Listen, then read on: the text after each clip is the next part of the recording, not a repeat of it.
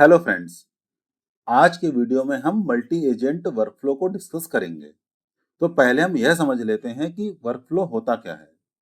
Workflow मतलब एक sequence of steps है जो कि किसी गोल को अचीव करने के लिए डिजाइन किया जाता है। इसको हम एक एग्जांपल की हेल्प से समझते हैं। किसी ऑर्गेनाइजेशन में रिक्रूटमेंट के लिए हाई लेवल पर 4 स्टेप्स हो सकते हैं। पहला स्टेप, कैंडिडेट जॉब के लिए अप्लाई करता है। सेकंड स्टेप, एचआर उसकी एप्लीकेशन को रिव्यू करता है। थर्ड स्टेप, इंटरव्यू शेड्यूल किया जाता है। और फोर्थ स्टेप, ऑफर लेटर भेज दिया जाता है। तो हम ये कह सकते हैं कि इन चारों स्टेप्स को मिलाकर उस ऑर्गेनाइजेशन का रिक्रूटमेंट वर्कफ्लो बनता है। अब आगे हम बात करेंगे कि एडीके के कॉन्टेक्स्ट में एजेंट वर्कफ्लो क्या है। जैसे जैसे हमारी एजेंटिक एप्लीकेशन की कॉम्प्लेक्सिटी बढ़ती जाती है, वैसे वैसे उसको सिंगल मोनोलिथिक एजेंट में स्ट्रक्चर करना चैलेंजिंग होता जाता है। तो ये चैलेंजेस डेवलपमेंट फेज में आते हैं, एवेल्युएशन फेज में आते हैं और मेंटेनेंस फेज में भी आते हैं। अब एडीके में इसके लिए क्या सॉल्यूशन है? एडीके इसको एजेंट वर्कफ्लो की हेल्प से सॉल्व करता है। एडीके में हम मल्टीपल एजेंट्स और एग्जीक्यूटेबल नोड्स को लेकर एजेंट वर्कफ्लो कंपोज करते हैं। एजेंट वर्कफ्लो मतलब एक ऐसा ऑर्केस्ट्रेशन मॉडल जिसमें हम यह डिफाइन करते हैं कि एक या एक से ज्यादा एजेंट्स, टूल्स और फंक्शंस किसी गोल को अचीव करने के लिए कैसे इंटरेक्ट करते हैं और कैसे एक स्ट्रक्चर्ड एग्जीक्यूशन पाथ को फॉलो करते हैं।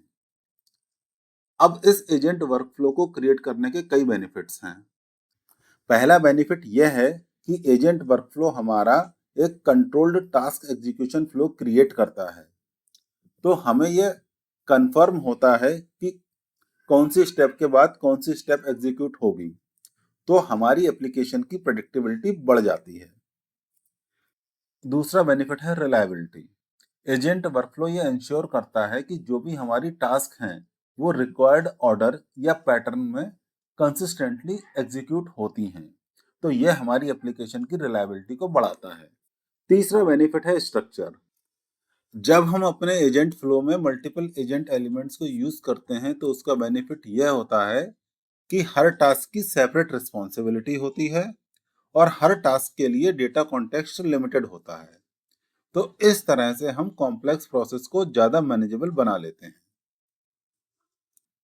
वर्क फ्लो को मोटे मोटे तौर पर हम दो कैटेगरीज में डिवाइड कर सकते हैं, flexible workflows and template workflows. Workflows को एडीके 2.0 में इंट्रोड्यूस किया गया है। फ्लेक्सिबल वर्कफ्लोज कस्टम वर्कफ्लो होते हैं जिन्हें हम वर्कफ्लो क्लास या ग्राफ बेस्ड ऑर्केस्ट्रेशन यूज करके डिजाइन करते हैं। ये वर्कफ्लोज फुली कस्टमाइजेबल होते हैं। इस कैटेगरी में 3 तरह के वर्कफ्लो होते हैं।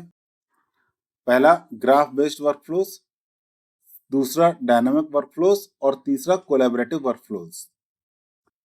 ग्राफ बेस्ड वर्कफ्लो की हेल्प से हम एआई पावर्ड एजेंट्स और डिटर्मिनिस्टिक एग्जीक्यूशन मॉडल्स दोनों को एक फ्लेक्सिबल एग्जीक्यूशन ग्राफ में कंपोज करते हैं।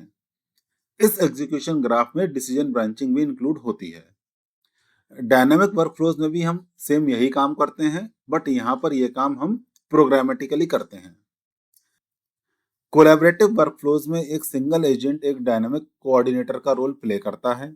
यह कोऑर्डिनेटर जो सब एजेंट दिए गए हैं उनकी हेल्प से अपनी टास्क को अकॉम्प्लिश करता है।